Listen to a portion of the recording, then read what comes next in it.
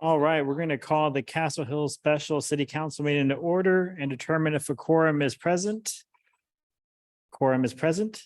We're going to proceed with the Pledge of Allegiance. Mr. Harada, will you lead us?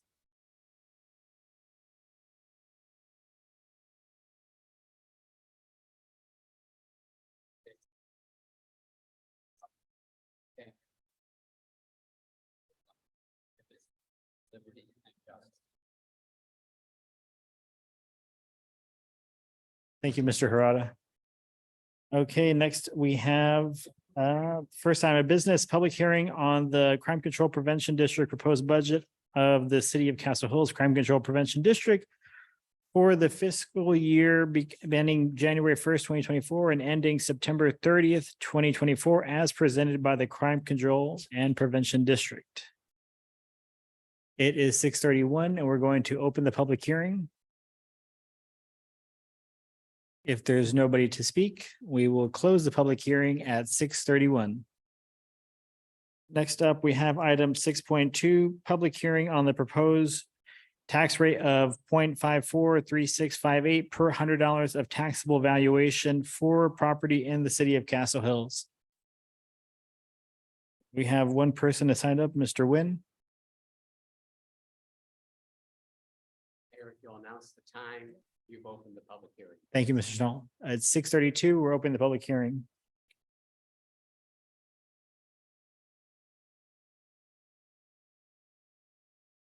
Good evening, Robert Nguyen, 209 Garden View. I am concerned about the new tax rate and corresponding change to the 9-month budget year next year in order so we can get in a fiscal year of October 1st. Since we're collecting the full years of taxes, the amount of tax generated is about $1 million more, but it's over 12 months versus 9 months of spending. So you have about $1 million of additional revenue there that is not being calculated into the tax rate. And I asked the tax office whether they would take that into consideration. They said, no, we do not calculate it for a 9-month period, only for an annual period. So number one, I don't think that's legal to do that because you're collecting taxes for 12 months and you're spending for 9 months without giving taxpayers credit for that $1 million in this case. If you do collect it, your tax rate is going to be much higher than what we're proposed here, which is a little less than the voter approved rate. You're going to be 20% over the voter approved rate. So my point is that number one, is this legal? Number two, where's the money? We got about $1 million extra there. And I did get a response from Mr. Grappoli, which I appreciate. I got it at 5:35 this afternoon. And he said that we're going over 2 years. Well, that doesn't make sense to me because you're going until October 1 next year. And then you're going to be collecting taxes for October 1 through September 30th of the following year. So it's 12 months. You're going to have the $4 million, whatever it is, more or less, spread over 12 months. You're not going to have, any discrepancy on that because it's a 12-month period. So it's still, you're missing that 3 months of revenue generation and no expenses. So I still don't understand how that makes sense. So my question is, number one, is it legal? Number two, where's the money?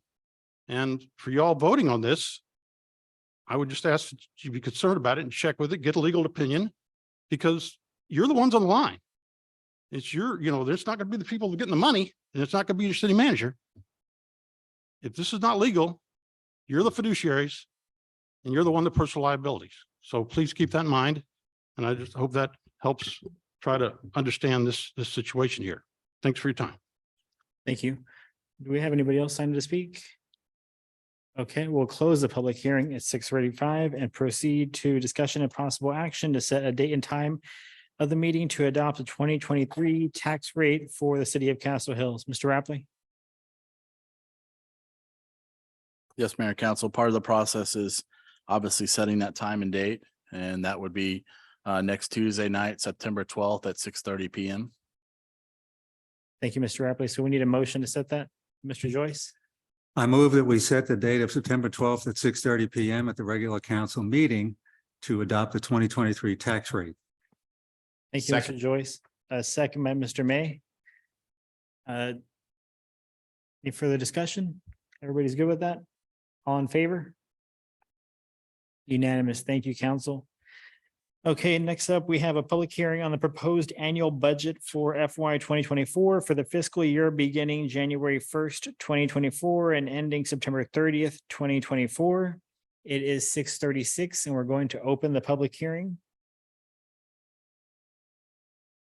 If there's nobody signed up to speak, we will close the public hearing at 6:36. Next up, we have discussion and possible action. Actually, I think Ms. Mills is here for an agenda item, so I'm going to let you get out of here a little bit quicker, maybe. I'm going to jump ahead, council, to item 6.6, discussion and possible action on ordinance number 2023-09-05, amending chapter 44 of the Code of Ordinances to add section 44-180, prohibit parking on Foxhall Lane from 101 Foxhall through 111 Foxhall. Ms. Daines. Yes, it's come to our attention that we have signs up on Foxhall that say no parking, but they are unenforceable because we have no ordinance. So therefore, I would like to move to adopt the ordinance number 2023-09-05 to amend chapter 44 of the Code of Ordinances to add section 44-180 as stated. Thank you, Ms. Daines. We have a second. Second by Mr. Smith. Any discussion? I think this is some good housekeeping to bring us into compliance. Mr. Rapley? Mayor and Council, I think in speaking to Ms. Mills and Mr. Schnall, there is signs down to 115 on the side of Foxhall, closest to Foxhall Cove. So what we'll do is bring the ordinance back next week, just amending it to 115. Because what we told the public that we were doing is taking the signs and enforcing them down to 111 Foxhall Lane. Correct, Mr. Schnall? Well, almost. What I would propose the council do is vote on the motion that Ms. Daines made and Mr. Smith seconded.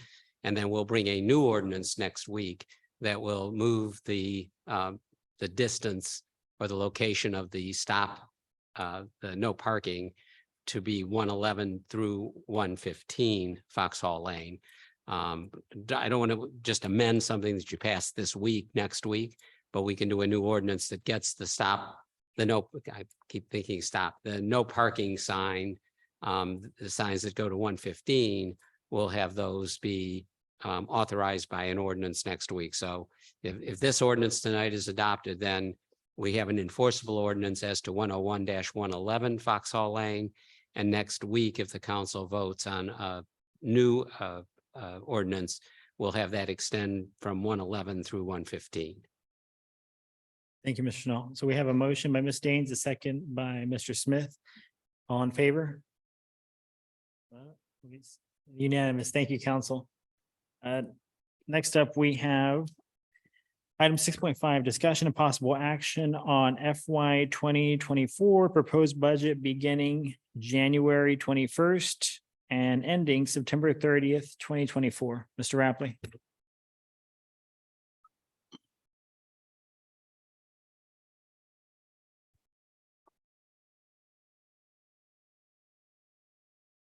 Thank you, Mayor and Council. Kurt's got to be. I'm not controlling Mark. He is visible. Yeah. It's Zoom. I'm on, Mr. Schnall. Thank you, Mayor and Council. What I'd like to do is go through quick slides that we went through the last couple of workshops as a reminder. Again, the general fund right now, under what is proposed is the 5,982,000 for January 1st through September 30th. Again, we set the program services reasonable cost parallel to the cost of providing services. No additional personnel, does not include a COLA, no increase to the current costs related to healthcare. Captures the one-time cost right now out of ARPA for the fire department. and then includes the tax rate of the 0.543, which is the M&O 473,445 and the INS 0.070213. It is below the voter approved rate 0.557154. Obviously, we're on the positive side of revenue right now. So there's 234,308.3 that we could still program into the adopted budget. Again, the city issued the certificates of obligation. The street portion comes out of the INS. We now have 2 payments as a result. And then again, as we talked about it last week, the tax rate certificates election was called at 0.542. Council had dropped it by 2 cents last year, essentially having to go up the 0.347, I believe, as far as total going back up to cover M&O and pay for the debt encompassed in this proposed tax rate. And then, as we discussed last week or 2 weeks ago, we talked about what we had expected based on the 0.52489, which was 0.53489 as a result of incurring that debt through the election process. And then the tax rate by 2 cents again was dropped through the final adoption process last year, obviously to assist residents at that time, increase valuations and inflation costs. Again, this is just a summary of the tax 5 years here, showing last year 0.508688. And then again, due to the issue of debt, the IS tax rate is a driving force in the increased tax rate here and this year. From year to year operational expenses, because we have done the retirement system changes and then the increased salaries to police resulted in year to year additional operational expense changes. Single penny generates 75,000. City's debt increased because of the 23. So we now have the 2 payments of 188 and then now 351,000. And then again, the year to year was about 450,000 change due to those operational changes for police and the retirement. And then just a reminder what the no new revenue would generate less than the no new revenue would generate 326 less if it was for the M&O. And then the proposed over the 12 months is 4.439. And then we program 9 months because we are doing a 9-month budget. Based on that time frame, that's what we programmed in for expenses. And then obviously, if the November, I believe, is when they vote on the amendments to change the school district taxes, that'll help offset the residents for school taxpayers. We ran through this slide last year. This was the ARPA one, and then the seed that we had available in case there's any other projects you'd like to look at or plug into this current proposed budget. I did mention last week, 2 weeks ago, that we were looking at costs of shade structure related to solar for the commons. So we did get a quote back for that as well. That would probably offset a big 75% of the bill for the fire station on that side of the commons. So we're working through some options there. And then we still have these as the overhead doors on the fire apparatus bays. I know Chief's working on a split cost. If we were to phase this in by 3 doors, and then the next year do 3 doors. And then again, the work truck for crew cab for public works. Again, that could be taken out of contingency as well. And then the COLA. I'll stop here on the COLA for a minute. I know council asked me to plug in 3.5 and then 4.5. Obviously, we had 4% and 5%. As you recall, we're on the positive side of revenue, so we have about 234,000 to be able to program in. What you have in front of you is a survey, sort of finalized this from a couple weeks ago of various cities that have done COLAs. I think I have here one. About 13 cities in the area based on what COLAs they're doing. It seems to be, most of them anywhere between 4% and 5%, one city 3%. Leon Valley, Balcones are not doing COLAs, because they did a couple mid-year adjustments. Both the previous year and this year, in addition to the COLA they did last year. So that's why they're not doing ones. Alamo Heights, similar to us, 4.5, Selma, 4%, Chavano Park, 5%, Terrell Hills, 5%, Helotes, 5%, and then City of Schertz, which is adopting their budget tonight, is locking in 4.7%. I also listed under Social Security, because I know I got asked that before, you know, what are the COLAs there related to Social Security? And then in January 23 was 8.7, and last year was 5.9% for 2022 for Social Security. So we can come back to this. I just want to make sure you all have the data you needed for COLAs in surrounding cities that we obviously compete with. And then next steps, obviously, is to adopt the budget next week and levy the tax rate on September 12th, 6:30 p.m. So at this point, I'll open up to questions you might have. Real quick, I also put in front of you a sanitation survey.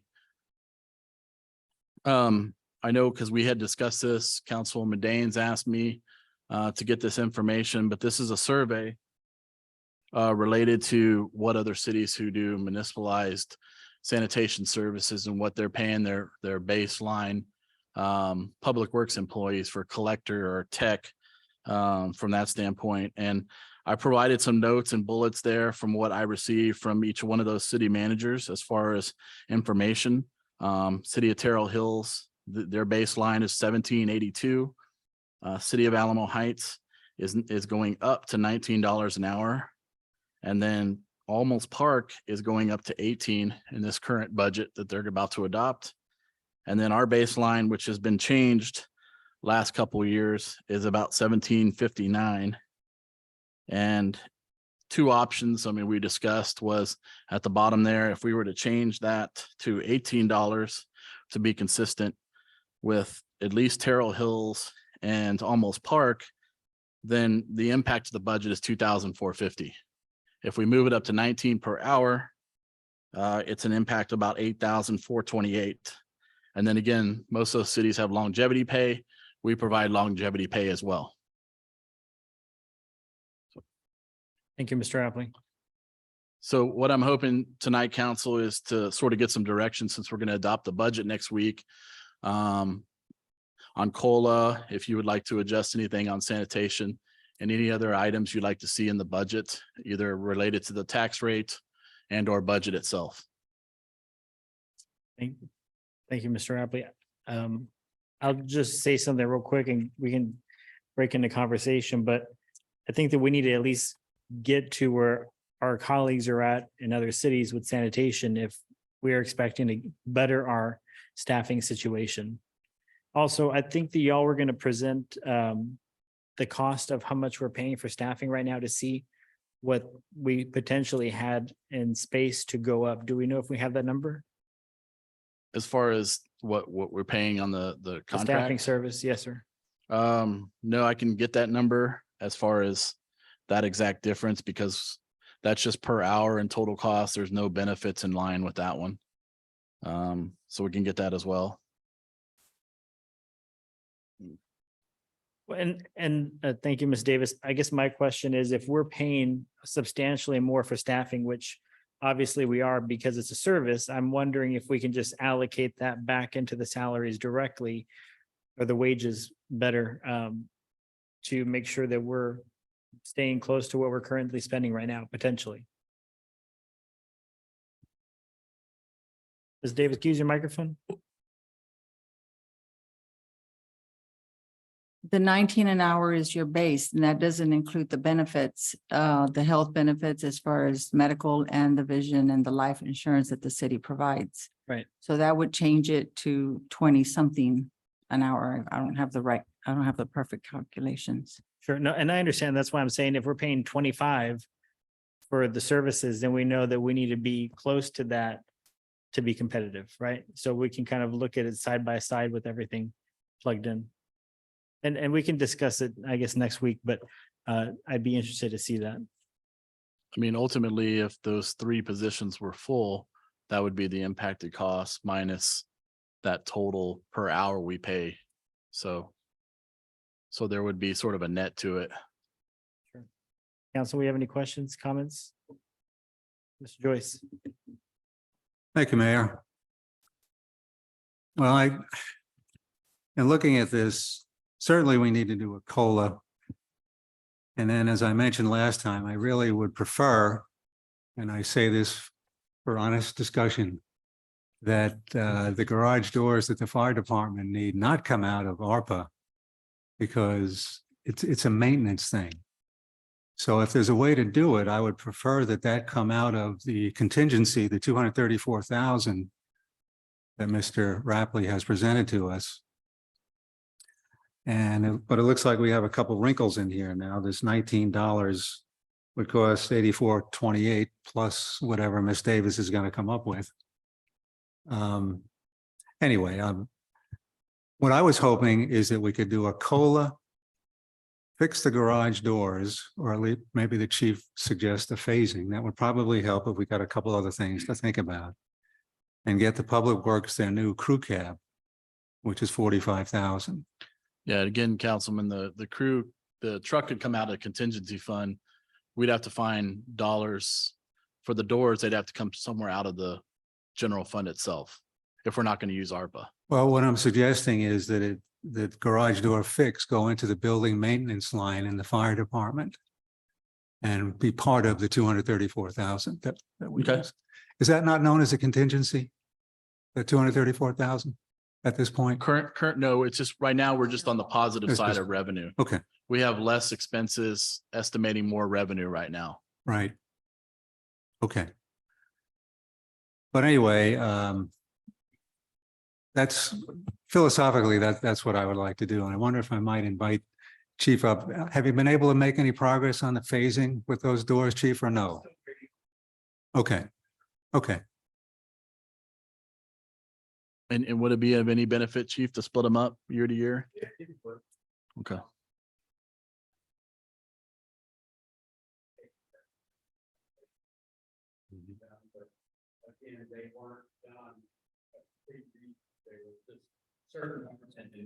Yeah.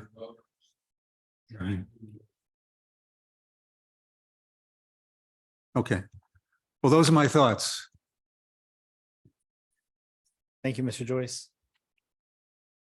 Any other Ms. Daines? I'm trying. Okay, so Oh, Sorry. gonna ask Mr. Rapoli a question. Give him a minute. Yes, ma'am. Hi, on the slide that says the 2024 proposed budget, the 48,000 to replace the overhead doors, is that just 3 or is that all 6? That's all 6. I That's believe. all Yes. Okay, I think at this time, I mean, as far as employees and, are concerned, obviously, COLA is a higher priority. sure. I mean, we would be able, if that's gonna reflect on the amount of COLA that you get, you can make do with, you know, phasing through the doors, over multiple years. If that's what you- Okay, and then the $45,000 for the truck, is that that's the whole price of the truck? Yes. So then that could come out of the contingency fund Okay, because we put dollars away for public work vehicles each year. okay, that's it. So real quick, back on the cost, I mean, with benefits, when you start looking at per hour, it comes out to about, if it was $18 an hour, it come out to with benefits, total of $25.48. And then if it was $19 per hour, it would come out to $26.79. So it's almost a comparison as far as the contract. From that standpoint, we pay the $25 an hour. Okay. Council, do we have any other questions? Mr. Appley, I do have a quick question. I show 76,000 set aside for the fire department. What does that consist of? From the ARPA funds? So that consists of the Oh, there it is. I see 20-inch battery electric PPV, 4,800 for two of those, 4,800 for those, and then two oxygen carbon monoxide pulse oximeters, 9,250, and then one life pack, 15 heart monitor. So again, I think those are beneficial to the residents in case of an emergency in that situation. Obviously, we don't have those on hand right now. So those would be benefits for, EMS calls in those situations. it. Okay. So it's, yes, it's equipment to the fire department, but in whole, it's a benefit to the residents, especially in emergency situations like that. And I'm supportive of that. I just feel like we've spent disproportionately a lot of money on fire, and I want to try to make sure that we can spread the wealth around. And I say wealth in tongue in cheek, right? But to share some of the tax dollars around and have a community benefit. But I'm certainly understanding of community need. Well, Those do, I think that's. Absolutely. so again, plugging those in at 76,000, that gives you about 400,000 in ARPA left, and then the 276,000. So you have about, give or take, just over 700,000. My math is correct for potential projects out there, quality of life projects, whether that's commons or something else.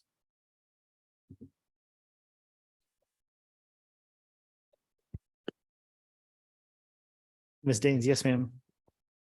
You mentioned you had information about the shade structure pricing. How much did you say that?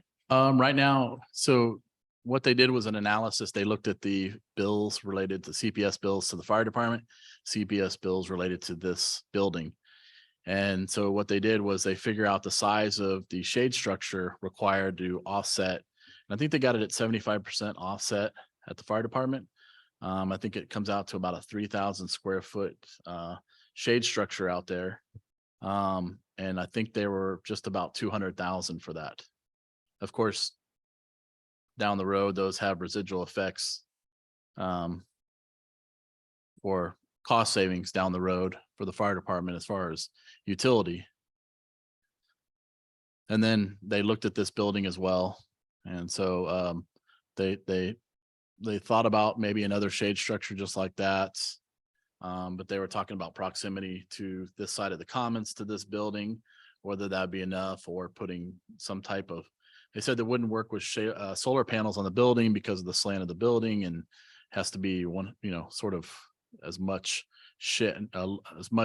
true sunlight as possible, because there might be some shading factors on the building itself. So.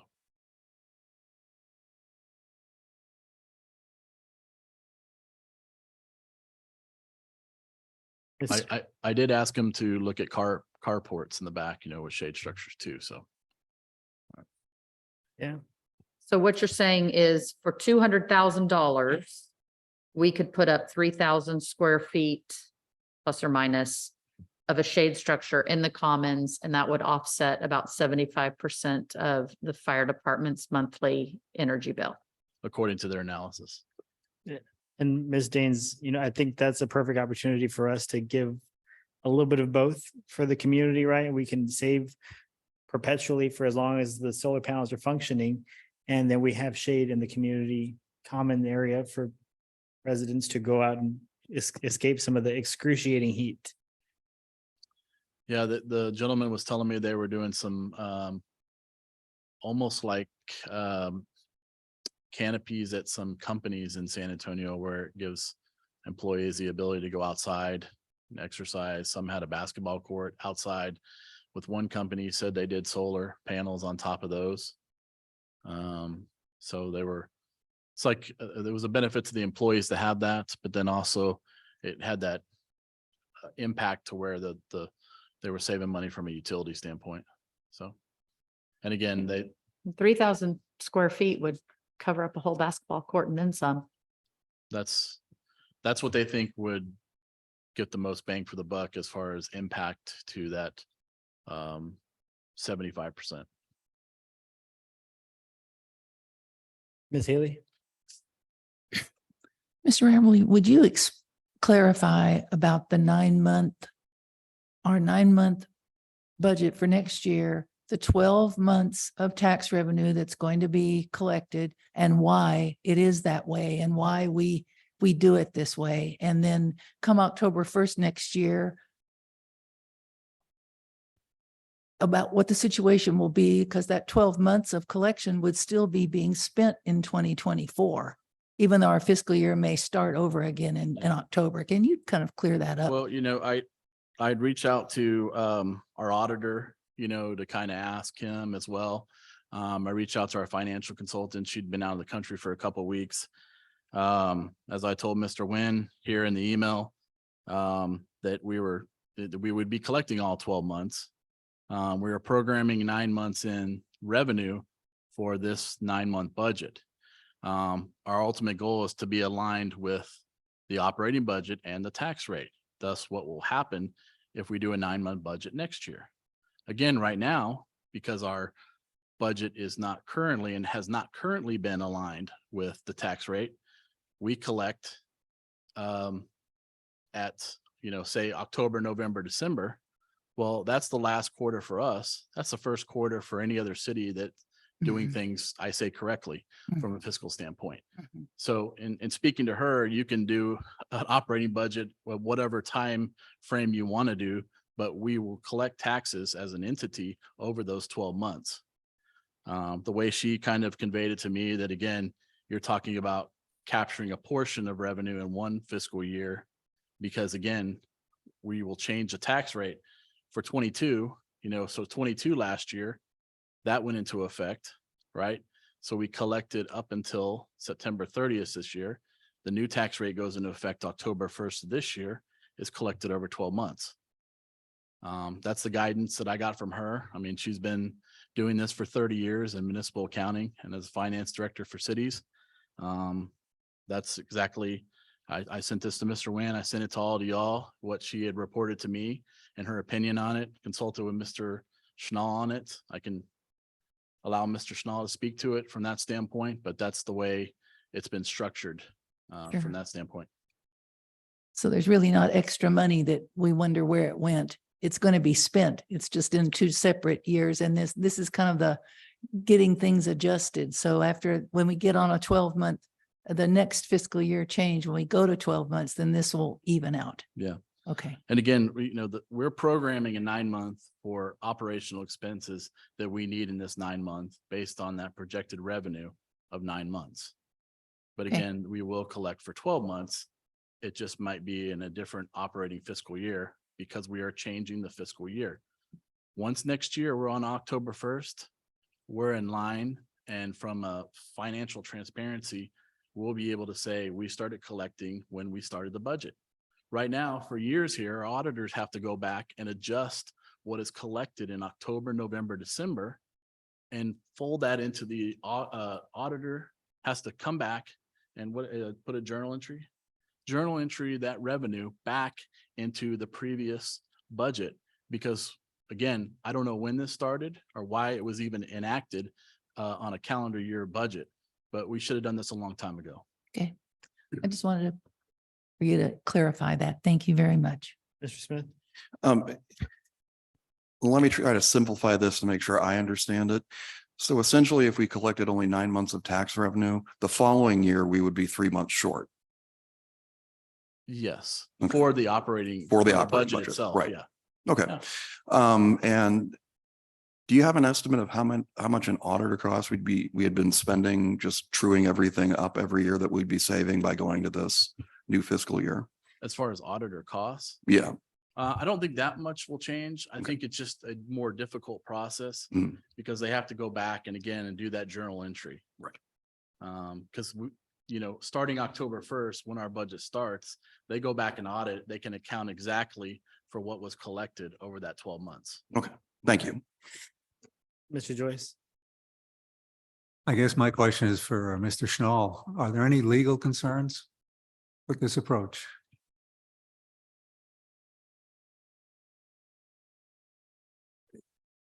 I really don't think so, sir. I mean, I think that what Mr. Rapley responded just a moment ago, what Mr. Smith said, really explains, and again, Ms. Haley's questions as well and how they were answered, explains where the money will be. The money that is collected in taxes right now, that's received in October, November, December of this year, is money that's going to have to be spent. It's have to be reversed by our auditor. So by putting us on this kind of a program, we eliminate that need to adjust or do ledger entries. We're collecting 12 months of revenue in 12 months of taxes to support 12 months of expenses. It just happens in 2025, those 12 months of expenses will be 75% in the FY24 budget. That's what we're talking about now, what this discussion and possible action item is about. And there'll be 25% that will be necessary to pay city expenses for the first 3 months of FY24 and FY25. And as I think Ms. Haley suggested, it will all even out in the end. And there is no windfall, if you will. We're not the first city to do a 9-month budget. Thank you, Mr. Schnall. Thank you. Mr. Rapley, so you've talked with Mr. Schnall about this and he doesn't have any concerns. You've talked with the people at the county? No, not at the county. I'm Because sorry, they- the tax office, or who did you talk to? No, Miss Wallace, who's our Oh, financial. our consultant. financial advisor. Yeah, she's been doing this for 30 years. So we have obviously a lot of trust and faith and her assistance of mainly reconciliation, helping us put the tax rate and all of the parts of the budget that we rely on from that standpoint. So other than calling finance directors I worked with in the past to confirm with them, this is okay. I don't know. Our auditor, I talked to our auditor, he said he would provide something if you really needed it. His opinion, because we're just talking about how it's accounted for and adjusted. Again, we're operating under that method right now where, you know, our auditors have to go back and adjust that revenue based on the previous year, even though we've already started a new fiscal year. So Ms. Wallace as a financial advisor for this is okay with it. And our auditors are okay with it. Yes. That's good. Do we have any other questions, council, comments? And, you know, we can. Mr. May, I see you. I'll get with you in 1 second. Milo is finishing up the audit, so I can get him to come and speak to council if necessary. He'll be here to give a presentation on the audit, so you can speak to him directly because this is his, you know, expertise and realm that he works in with different cities when they do audits. Sounds good, Mr. May. This is a question for the city manager. Going back to the public works. Give me 1 second, Mr. May. We need to turn the volume up just a second.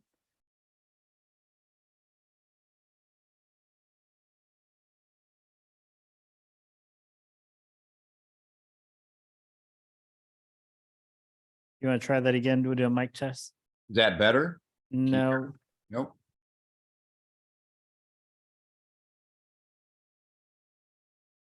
oh, I think I can fix it for us here. Hold on 1 second. Mr. May, how about that? Okay, can you hear me now? That's definitely not better.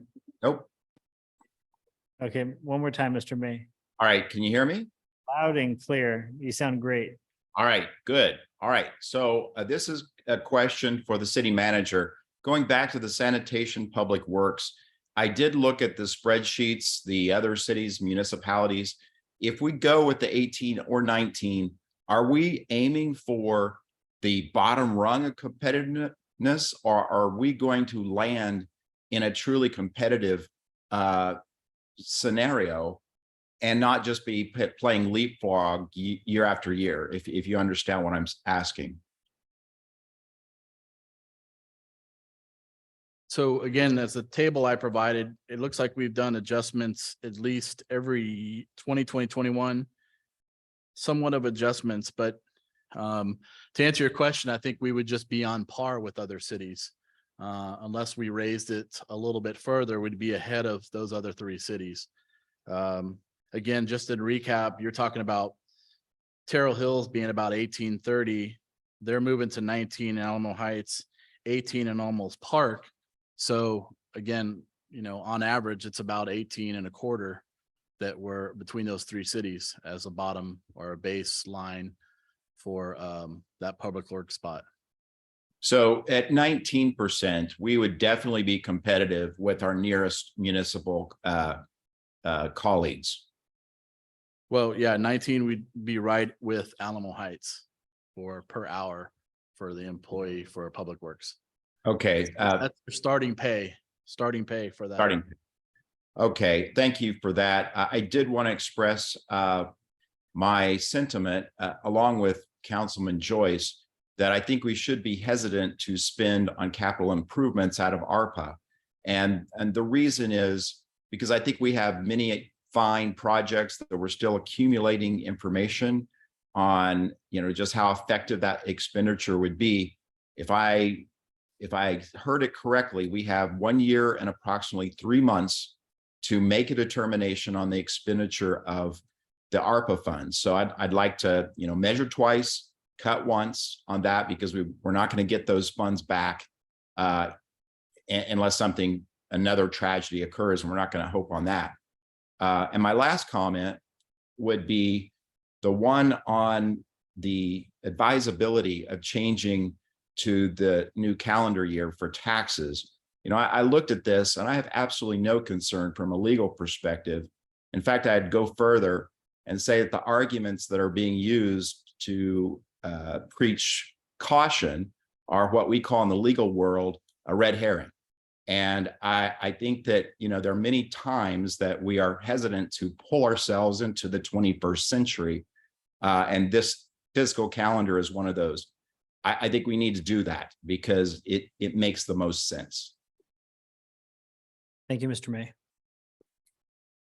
Council, any further comments, questions, concerns? Mr. Joyce, yes, sir. I would like to, since there's still a few items that are not perfectly nailed down with respect to the remaining $234,000, I'd like to make a motion that we suggest, excuse me, that the city manager make a recommendation with respect to these pieces that are still floating around, the cost of living, the proposed increase in salary for sanitation guys, fixing the garage doors potentially, or portions of them, if that's possible. And the COLA, I would suggest probably not be less than 3.5%. But anyway, I would like to throw that out there and see what you all think about it. Mr. Daines. I was doing the whole back of the napkin math thing, and with a 3.5% COLA, 3 overhead doors, plus the truck, and bumping up to $19 an hour, magically, we have $900 left over on the plus side of our budget. So I know that doesn't nail down every single thing when it benefits and everything that goes with that, but I think we can get pretty darn close. Mr. Schnall. Mayor, there really should not be discussion until Mr. Joyce's motion is either seconded or not seconded. Okay, thank you, Mr. Schnall. Can we get a second for? I'll second it. I'll second. Thank you, Mr. May. Ms. Daines, do you want to run through that math real quick? No, it was, if you wouldn't mind. Okay, so I'm so sorry. I was out of order there. With the $234,000 plus that we have unaccounted for so far, that Mr. Joyce is referring to, with a 3.5% COLA, 3 overhead doors, and the work truck, and bumping to $19 an hour, I still see us close to $1,000 positive. So I think that we can make that work, and I agree wholeheartedly. Thank you, Ms. Daines. It sounds like a reasonable place to get started. So I guess in Mr. Joyce, for me, who doesn't get a COLA, I would say, let's give the employees 5.5, 6, whatever. But if I have to, I think in looking at the different cities, I mean, I have a feeling, again, 4% is sort of the base as far as what most of the cities similar to us are doing, from that standpoint. I think, as Chief said, I think he can get 3 doors done, this year, because I think that, they would rather see a little bit more in the COLA, from that standpoint. And then, I think gravitating towards the 19 would get us, obviously better than 2 cities and on par with 1 from that standpoint.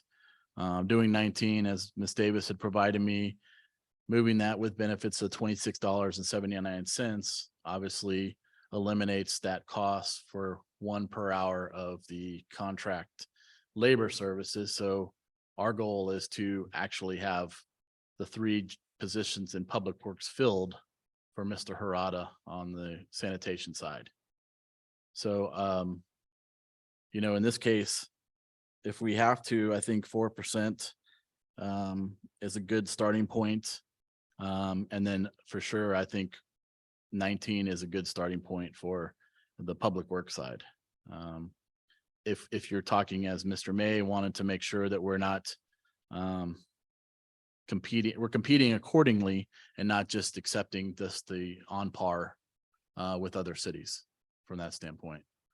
I'd like to see, again, if we do adjust that, to see if over the course of time, Mr. Harada is able to fill those positions. And that'll give us a good idea if, even if we've put more money into it and we can't fill those positions, then we may need to talk about other options. But if we can fill those positions and continue with the same type of service that we provide from a sanitation standpoint, then I think we've sort of done our jobs here. But I'd like to give Mr. Harada a chance to fill those positions, even if we have to add dollars to it to recruit. See where that goes. That's just my opinion. Thank you, Mr. Rapley. Ms. Haley? You're the, I think your opinion matters here. And I would just like to add that if we did have a full crew of city employees doing that work, how much easier, that may not be the word, but how much smoother things would go for Mr. Harada and the other people that are full-time there, that you've got the same people there to work and have that teamwork and build that back. And maybe the employment climate has swung back the other way now, and I hope it has. So I hope it all works out for you. We have a motion by Mr. Joyce. We have a second. Was it Ms. Daines? Is that correct? Or, I'm sorry, Mr. May. All in favor?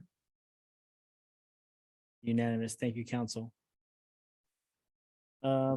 Next up, we have announcements by mayor and council members on Yep. items of community interest. Mr. Rapley, you had a comment? No, I was just saying, Ms. Davis reminded me that Public Works has a step as well that will help over time, from 1 through 5 as well. Thank you, Mr. Rapley. So did I miss that we didn't take any action on anything? No, we already took action. Oh, I'm sorry. I stepped away. We gave you another job. You have something else to do. You gotta move quick, Mr. Rapley. I was being summoned over there. Mr. Smith, you're up. I know it's a little bit of a ways out, but I just want to remind everybody that the next community shredding event is on October 14th and the next bulk trash drop off is on November 4th. Thank you, Mr. Smith. Ms. Haley? And reminder of concert in the Commons on September 23rd, the San Antonio Castle Hills Police Association fundraiser on the 24th at Aggie Park. And then October the 3rd, National Night Out. Thank you, Ms. Haley. Mr. May? I just have one little announcement. The Castle Hills Historical Society will be reconstituted on Saturday, the 16th of September. That's going to be right after the ribbon cutting for Clear Light Coffee. That's at 9 o'clock and 10:30. We're going to meet at the City Hall, depending on where you want to put us, Mr. Rapley. we'll get back together and then post socially. But I do have one little detail about that. Exciting new development. We do have some academic buy-in. We are going to write the first history of Castle Hills. I'm looking forward to reconnecting with everyone on the committee that was there before in our celebration on the 70th. We've got 3 years, and I intend to deliver a legitimate and fulsome history of our city by the next meeting of our founding 75th anniversary. Thank you, Mr. May. Mr. Joyce? Thank you, Mayor. I'd like to announce that certainly very pleased that the Economic Development Committee is now fully formed. And we have scheduled our first meeting for Thursday, October 5th in the community room, and all are welcome. Thank you. Thank you, Mr. Joyce. Ms. Daines? I know, I think council was pretty extensive there with their We got Events we got coming the up. shred and the bulk event drop off. We got that in. Ms. Haley. Oh, I. Okay. I also wanted to mention, thank you for the card that went out this week about having people sign up for the emergency notification. And I would encourage us to make sure that people that don't use a QR code and don't get on the internet and can't use it, that we can find those people in our community to make sure they get the phone call that they need to get. And I don't know what that looks like, but we've got some work to do to make sure that everyone has access to that same notification. So, Well, you could put in options, and we, like I said, we tested it out this weekend because of the modified schedule for sanitation. So I think people will be receptive to that because they get a text to know, and versus having to go to the reporter website or wherever else. and I'm talking about my mother that has a landline and no text and quit using the internet. So, but she picks up the phone, and I imagine we have people in our community that are like that. We can just, as we go through that, we make sure we capture all those people. Thank you. Thank you, Ms. Haley. I think my colleagues covered the majority of the dates. I do want to share that we are going to be getting close to breaking ground for our road projects. I believe next week is a discussion for a soft groundbreaking. So more details to come. And just to clarify, this is from the voter approved 2023 COs that we're going to get started 9 streets, which is a big deal. People are happy, as they should be. So with that being said, I'll entertain a motion to adjourn. So moved. Mr. May, I'll give you the first, and Mr. Smith, you take the second. Perfect. All in favor? Unanimous at 7:23. Meeting is adjourned. Thank you for being here with us this evening.